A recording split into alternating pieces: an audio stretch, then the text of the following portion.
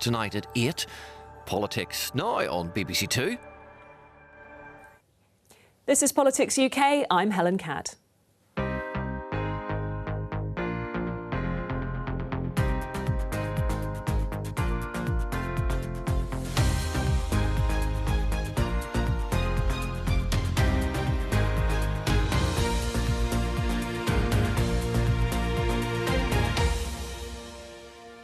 Welcome to your weekly roundup of parliamentary highlights. I'll be joined by correspondents in Edinburgh and Cardiff, and here in Westminster by our parliamentary correspondent, Alicia McCarthy.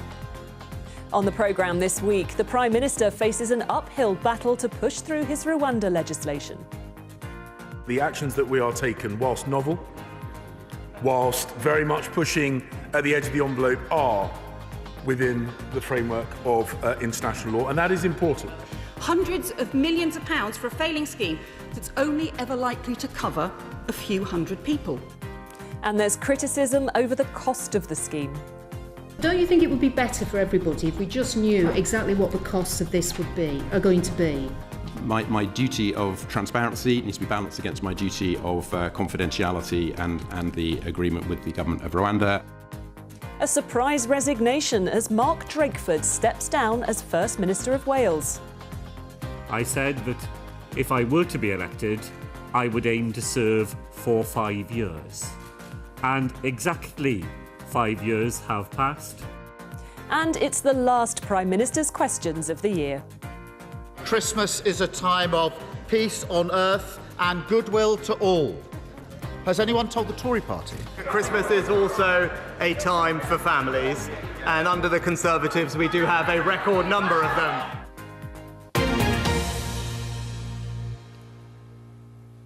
Well, let's start here in Westminster, where it's been quite a big week for the government's Rwanda plan. Alicia, what's been going on?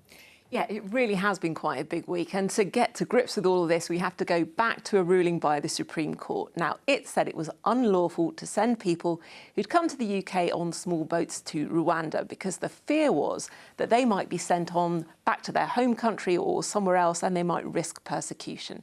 So in order to overcome those objections, the government's taken a sort of two-pronged approach, if you like, to this.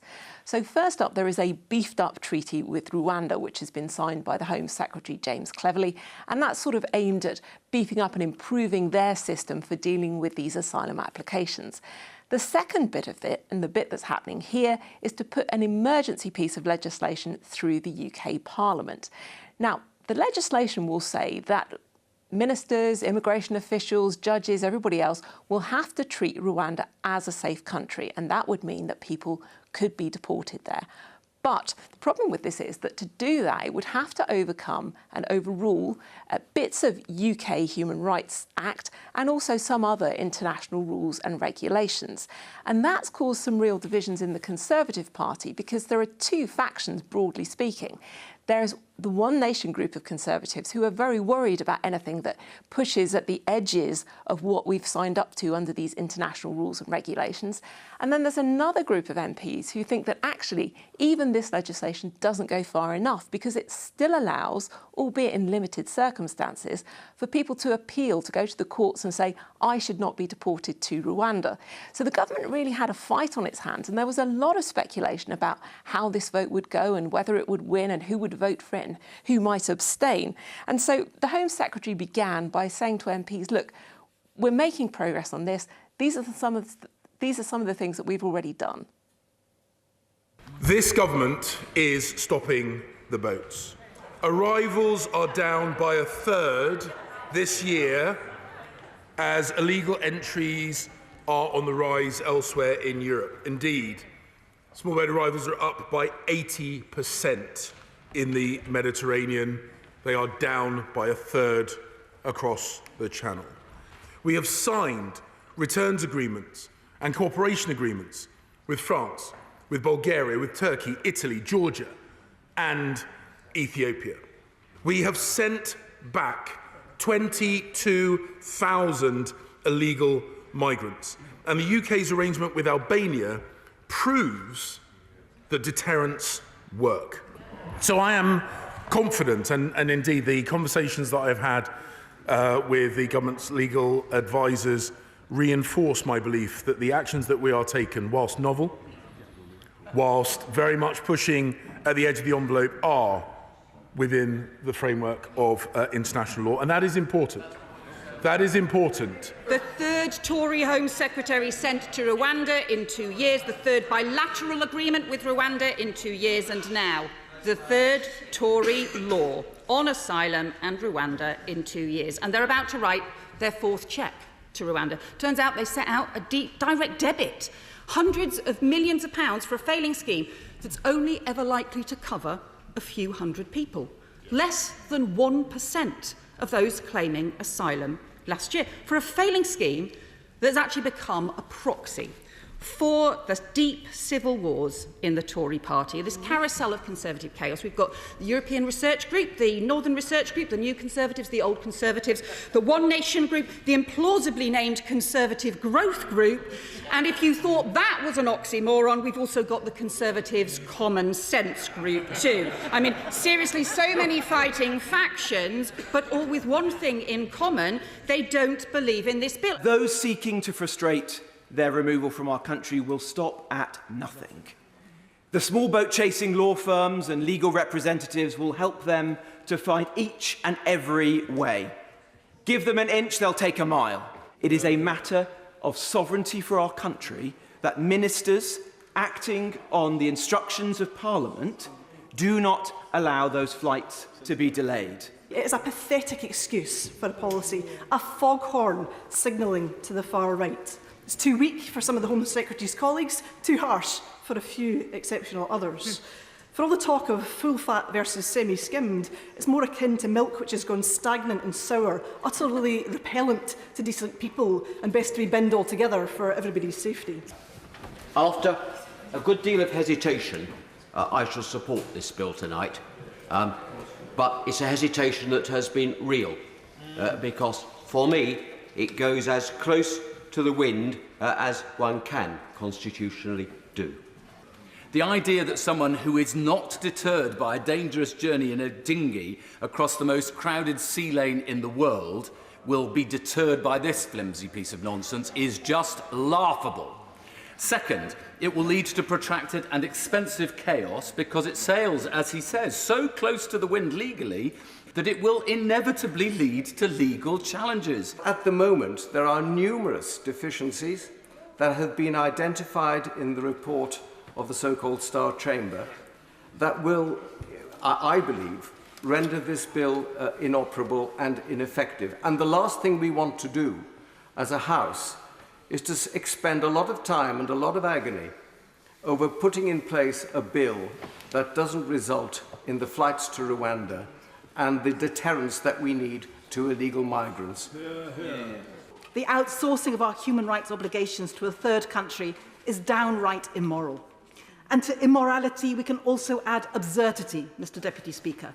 Seeking to legislate by assertion that Rwanda is safe is as ridiculous as it is dangerous. I just will say that the Society of Conservative Lawyers, the Policy Exchange, not left-wing groups think this bill will work, the government thinks it will work, the ERG has some doubts, but we just have to work together to try and get this bill through, get it through Parliament as quickly as possible, get it through the Lords and try and stop the boats.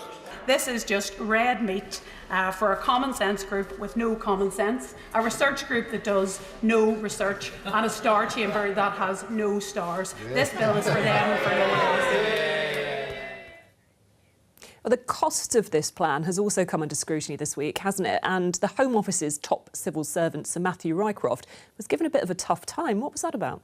Yeah, this is the other big debating point, is exactly how much is all of this costing. Now, some Conservative MPs would argue that it's got to be cheaper in the end than the cost of putting people up in hotels, which is what's happening at the moment. And the idea is that this plan will act as a deterrent. But as you say there, the Home Affairs Committee and the Spending Watchdog Public Accounts Committee have both been trying to get information from senior Home Office officials about exactly what the costs are. And there have been some pretty feisty committee hearings in the last few weeks as they've tried to get these numbers and they feel didn't get the answers that they were after. But all of that changed very late on Thursday night last week, when at about 9 o'clock they got an email in their inboxes revealing that on top of the £140 million the government had already spent, there was another £100 million that had been spent this year. So needless to say, when they got the Home Office officials back, they really weren't that impressed.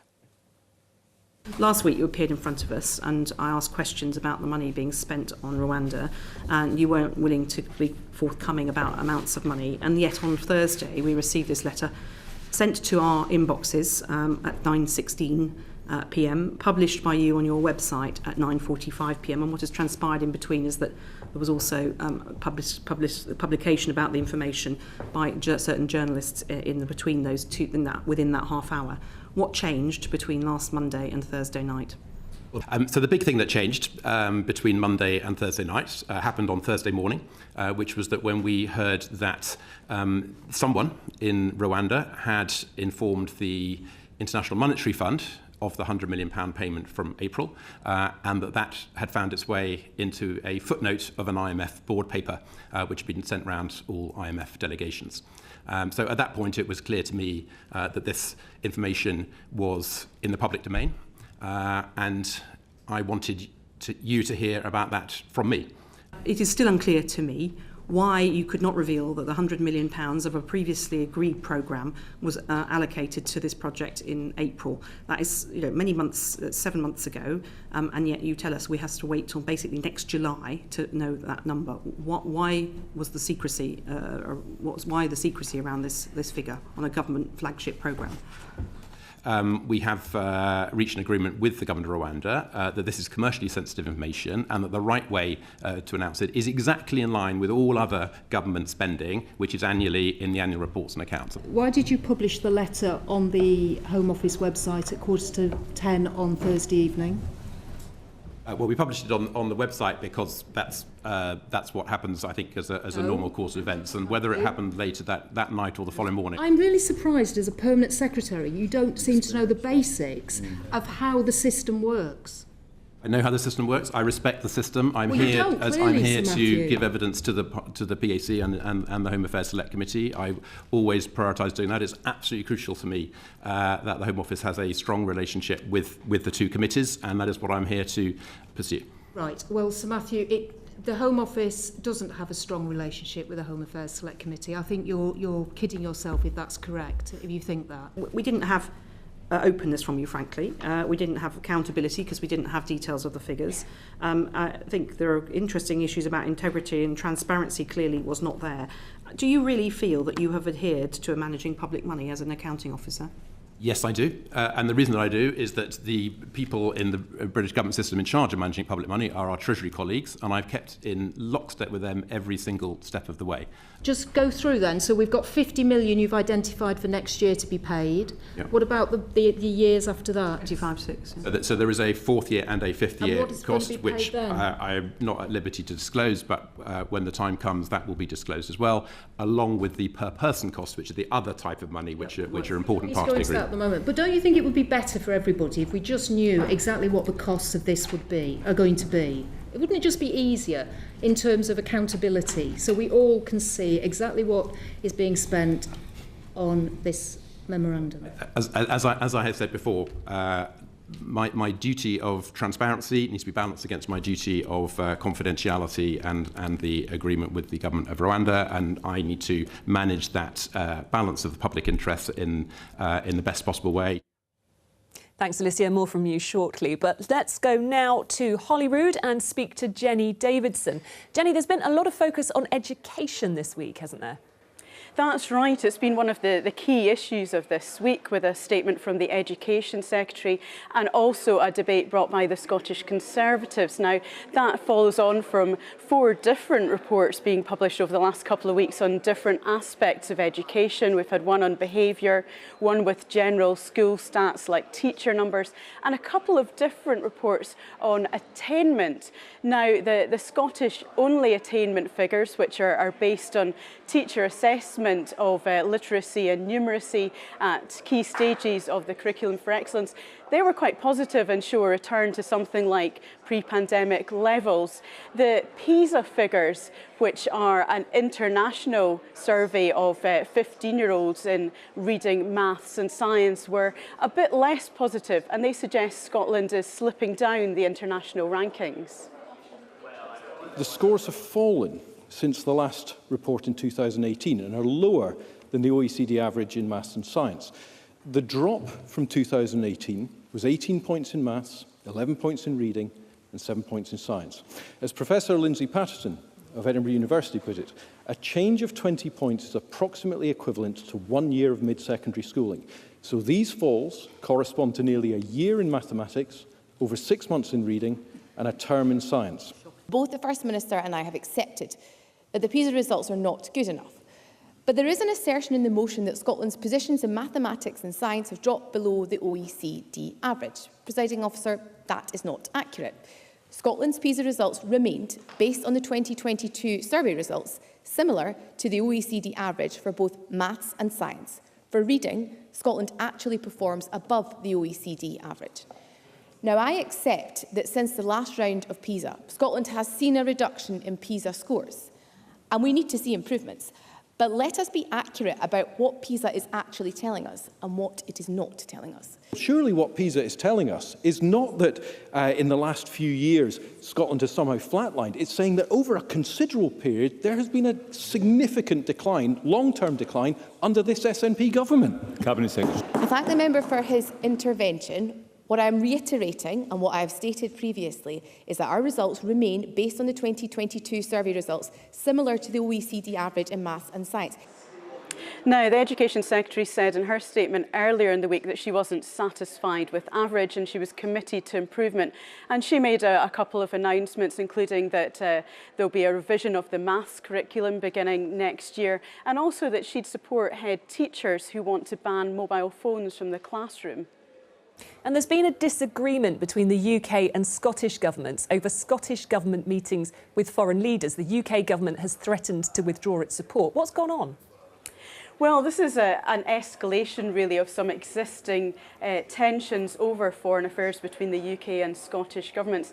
And it follows a meeting between the First Minister, Hamza Yusuf, and the Turkish President, Recep Erdogan, at the COP28 climate conference without a Foreign Office official present.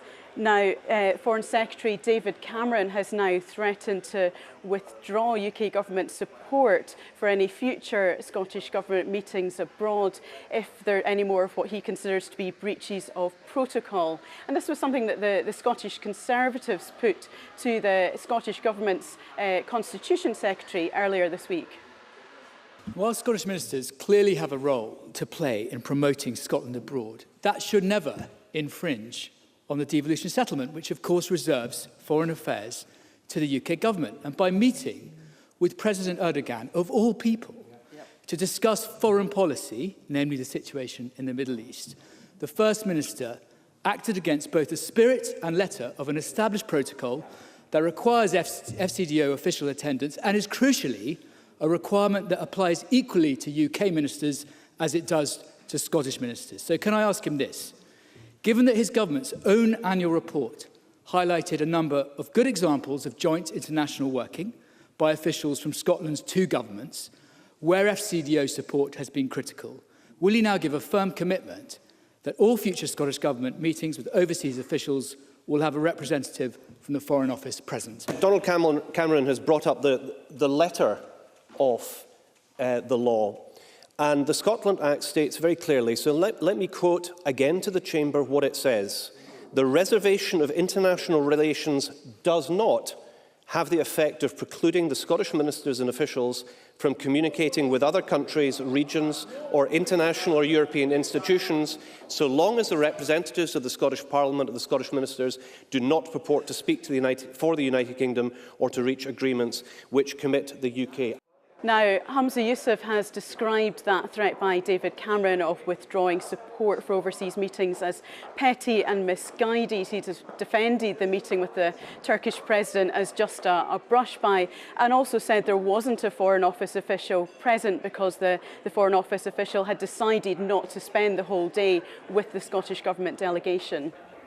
And at First Minister's questions this week, there were questions about the high numbers of ambulances being delayed outside hospitals. What was said?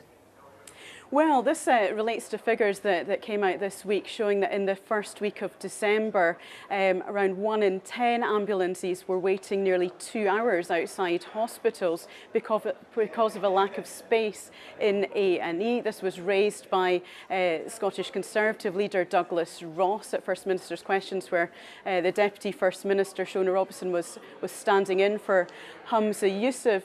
Now, he mentioned also long delays in some cases of ambulances getting to the most urgent life-threatening calls of up to an hour. And he also talked about the impact that this was having on the ambulance staff morale. And he quoted from some freedom of information figures he'd got. We've done an FOI request, and I've got the response here on ambulance waiting times across Scotland. They show some of the worst turnaround times on record. We can reveal that an ambulance was waiting outside a hospital in Ayrshire for 15 hours. Another waited over 10 hours in Grampian, and in the Lothian Health Board area waited over 11 hours. This government has known about the problem for years, so why does this scandalous situation keep on happening? The investment that I mentioned, the £50 million to address the increased demand for the services that have been given to the Scottish Ambulance Service, that is nearly 5 times the amount of money that the UK Tory government is giving for health in its entirety for the budget next year. So we will continue to address some of the very serious concerns here, and the Cabinet Secretary for Health had the annual review with the Scottish Ambulance Service yesterday, where many of these issues were addressed. But it's a bit rich for Douglas Ross to come to this chamber talking about the performance of our Scottish Ambulance Service, or indeed our health service more generally. Now, Shona Robertson defended the Scottish Government, saying that Scottish Ambulance Service staffing is up 50%, and she said there have been record levels of investment in the health service. And she contrasted that with England, where she said there had been a real terms cut to the Department of Health, and she said that that flows through to the amount of money that the Scottish Government has available. Jenny Davidson at Holyrood, thanks very much. Now let's return to Westminster and catch up with Alicia McCarthy. This week, Alicia, it was the final Prime Minister's questions. There were a few festive barbs in there. What came up? Yeah, that's absolutely right. It really did have a morning after the night before feel to it all, because what had happened is that we'd had the vote on that Rwanda bill that we were talking about a moment ago, the night before on Tuesday. Now, in the event, what happened was the government won pretty comfortably by 44 votes. And the important bit is that no Conservatives actually voted against it. But, and it's a very big but, a couple of dozen of them didn't vote at all. They abstained, and that's hardly a ringing endorsement of the government's policy. And all of this factionalism and all of this infighting that we heard about earlier led some Westminster wags to dub what was going on inside the Conservative Party as being like the Five Families, a reference to that classic mafia movie, The Godfather, and the fighting that went on between the factions in that. So all of that and the result of that vote gave Keir Starmer plenty of fuel when it was Prime Minister's questions on Wednesday. Mr. Speaker, Christmas is a time of peace on earth and goodwill to all. Has anyone told the Tory party?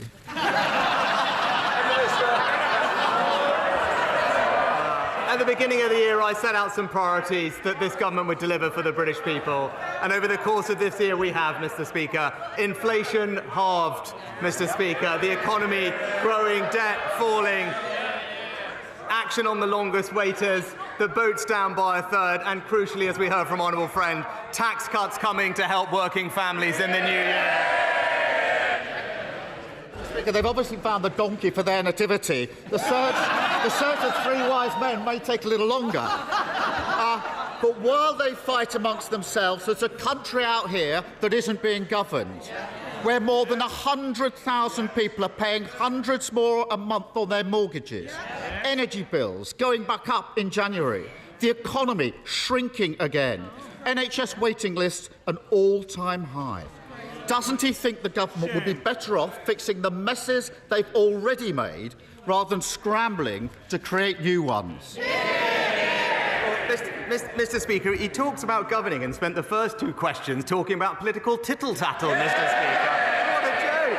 What a joke! Well, let's get on to the substance, Mr. Speaker. Let's get on to the substance. He mentioned the things. What is the news that we've just heard in the last week? Well, what's the most important thing? The most important thing is education, Mr. Speaker, because that's how we spread opportunity in our country. And what have we learned?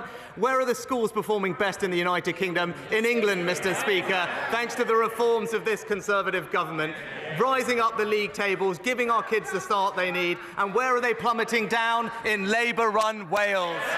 Will the Prime Minister bring forward legislation to amend the UK Internal Market Act and both guarantee and future-proof Northern Ireland's unfettered access to the UK's internal market in all scenarios? Yeah. Can I thank my right honourable friend? I recognise the need to do more in this area, and I can confirm to him that the government does stand ready to legislate to protect Northern Ireland's integral place in the United Kingdom and the UK internal market, alongside an agreement to restore the executive. The marriage plans of thousands of couples were dashed last week by the sudden announcement of a big increase in the salary requirement for a spouse visa. Can the Prime Minister give any reassurance to those with very well advanced marriage plans which appear now to have been scuppered, and to families already in the UK who need to extend their stay who won't comply with the new rules? Can he at least offer some transitional help for families, or does his party's support for the family now only apply to the highly paid? Well, Mr. Speaker, we have a long-standing principle that anyone bringing dependents to the UK must be able to support them financially. We should not expect this to be at the taxpayers' expense, and the threshold hasn't been raised in over a decade. It's right that we have now brought it in line with the median salary. Mr. Speaker, what's worse?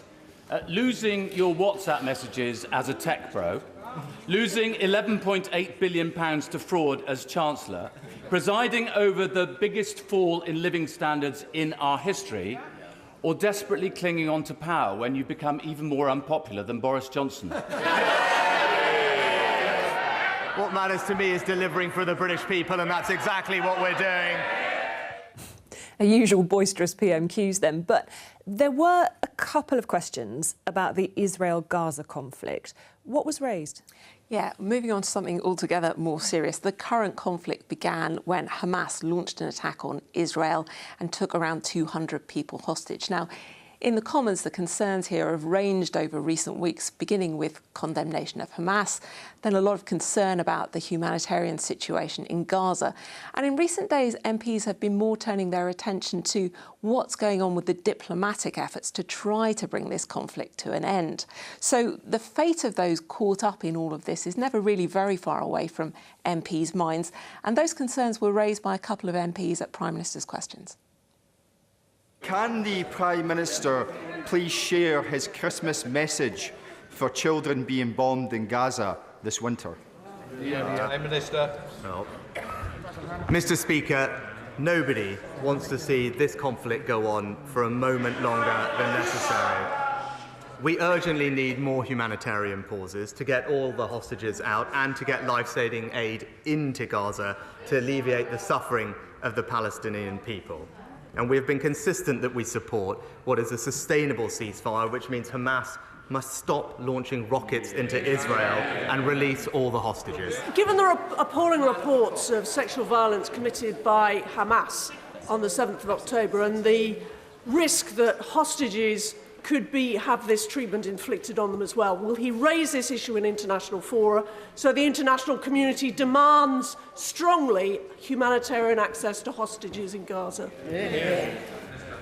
Oh, Mr. Speaker, the reports of sexual violence perpetrated by Hamas are deeply shocking. We've raised our concerns with the United Nations a fortnight or so ago, and we are engaging with the Israeli government to consider what further support we can take. And more broadly, we continue to do everything that we can to ensure that all hostages can return safely to their families, including those British hostages and those with links to the UK. And she can rest assured that I and the Foreign Secretary are working tirelessly to bring about their safe return. Now, earlier in the week, there was an urgent question about the situation facing some Afghans who served with British forces. What more can you tell us about that? Yeah, this stems from a story by BBC Newsnight, which found that there's about 200 members of the Afghan Special Forces who were trained and funded by the UK, who risk being deported back to Afghanistan, which is now controlled by the Taliban. Now, the background to this is that when the Western forces left a couple of years ago, a lot of the forces there, the Afghan forces, moved over the border into Pakistan, and Pakistan is now threatening to send them back again. And obviously the fear is what will happen to them if they're returned to that country.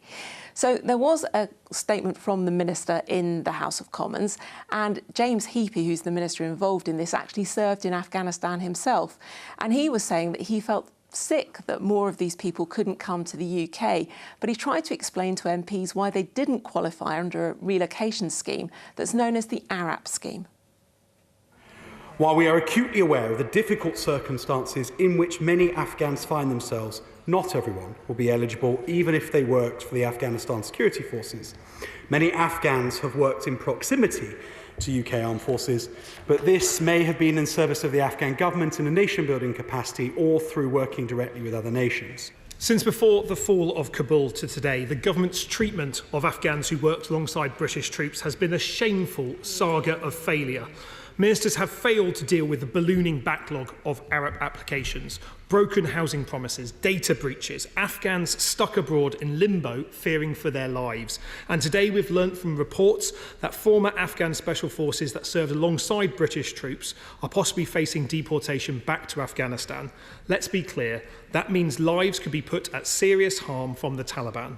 I'm sure the Minister will recognise it's not only in the House, but also some of his ex-comrades in arms, even people like my own brother who served 2 tours of duty in Afghanistan, who are deeply concerned about the idea of their former comrades in arms being forced back into the hands of the Taliban, because at least for them it seems to reflect a reality of a lack of clarity as to why some people are not getting access to schemes to access the UK, especially those who fled, Mr Deputy Speaker, without paperwork, because I'm sure we can imagine the Taliban will not be giving ex-special forces any passports anytime soon. As a veteran of that conflict, someone who lived cheek by jowl with a Kandak, I can tell you that it makes me sick.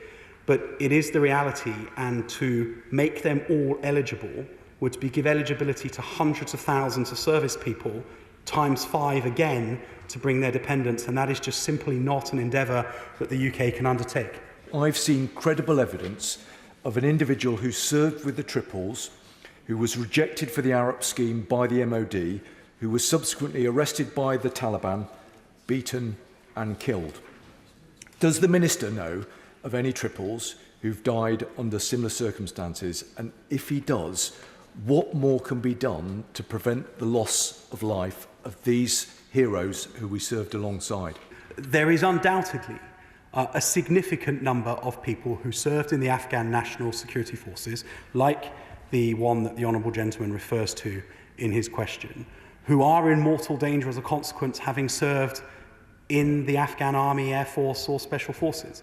There is also a reality that no country has set up a relocation scheme that extends beyond those who work directly for the directly for that country, verifying the service of those people, unless directly alongside UKSF, UK intelligence community, is extraordinarily hard.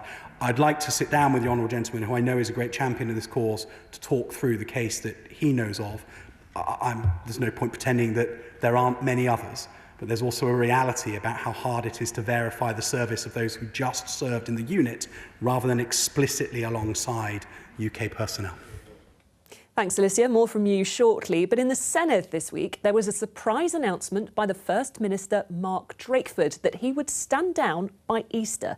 He also came under pressure in the Chamber over a very public row between two Labour figures. Our Wales political correspondent, Rodri Lewis, is in Cardiff Bay for us.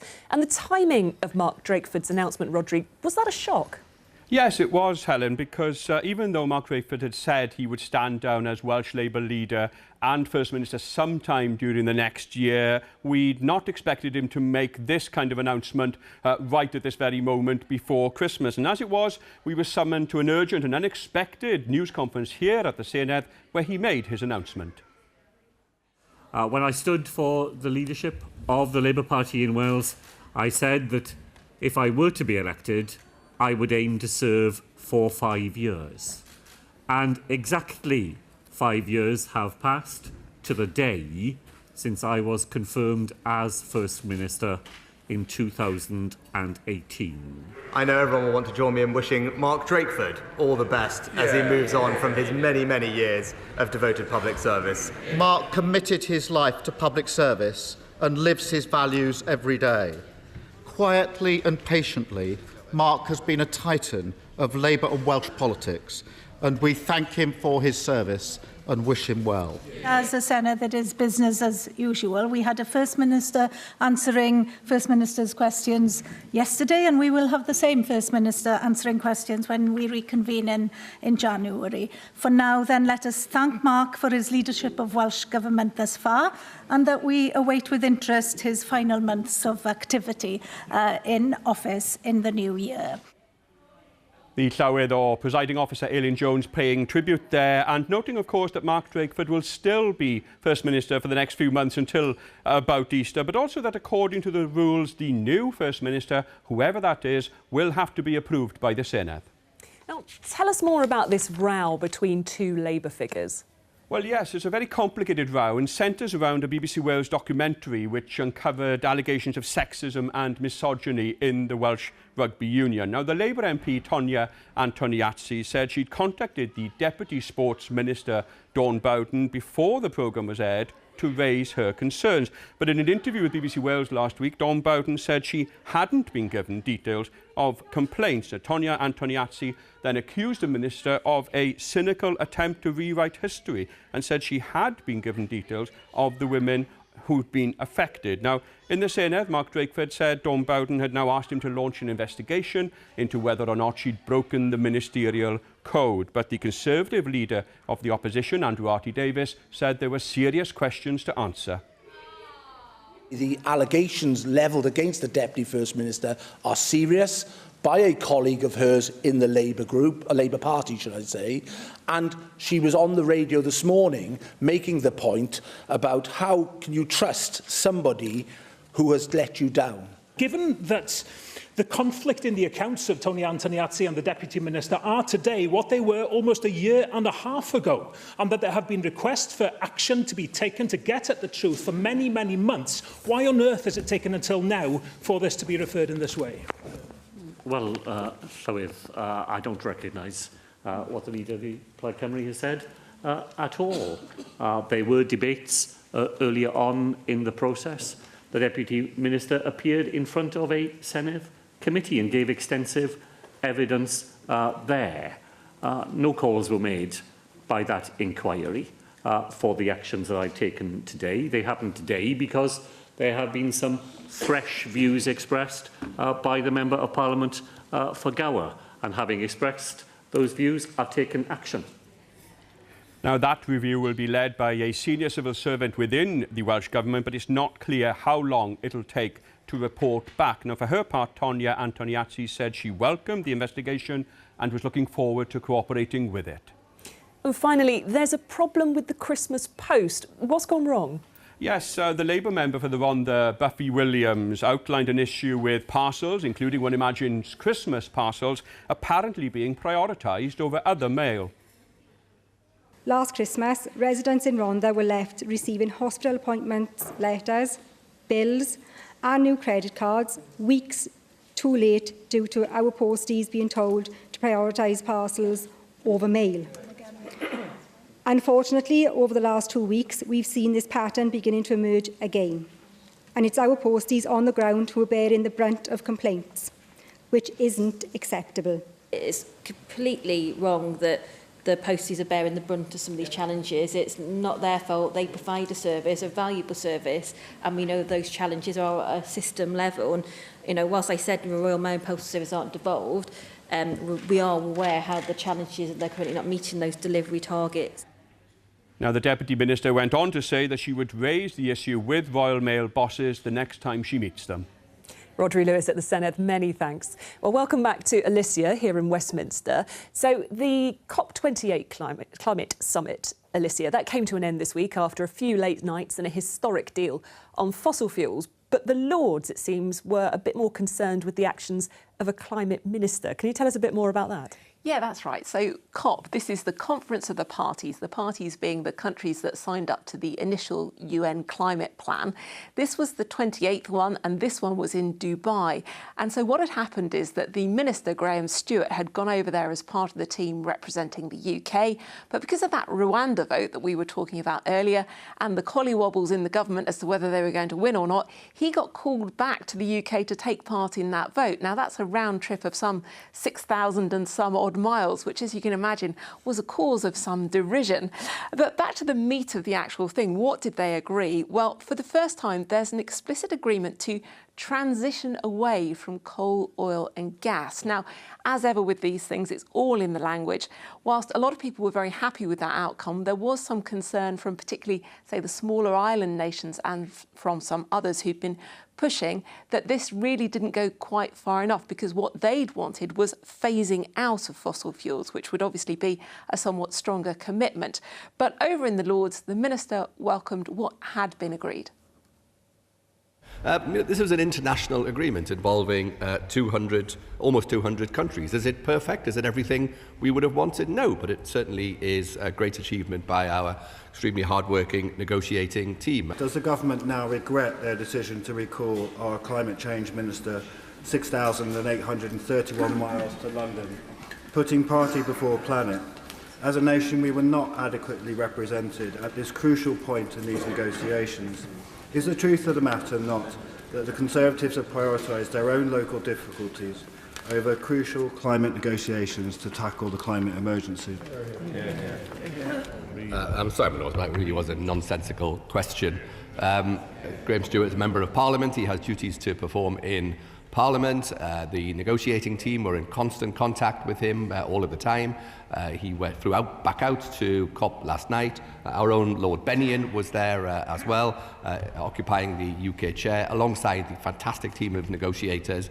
Sir, the Minister, I assume, will be aware of the large amount of lobbying taking place, not only at the COP, but around the COP, through social media. One oil company is estimated to have spent $1.8 million on TikTok videos alone, seen by millions of people across the world, and helping to spread climate disinformation.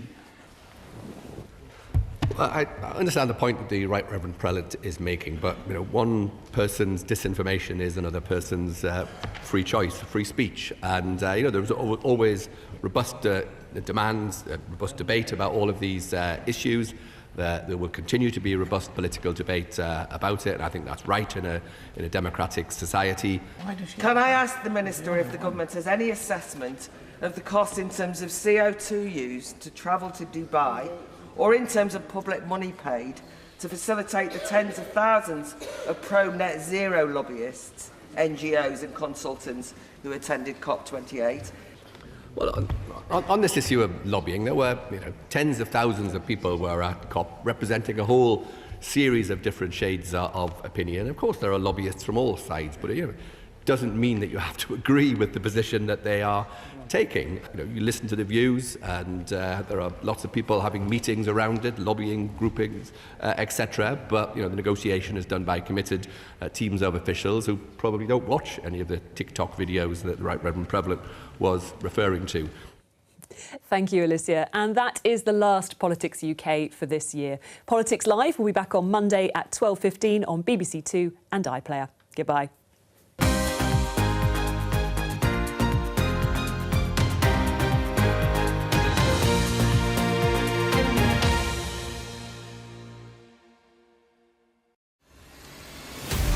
wirklich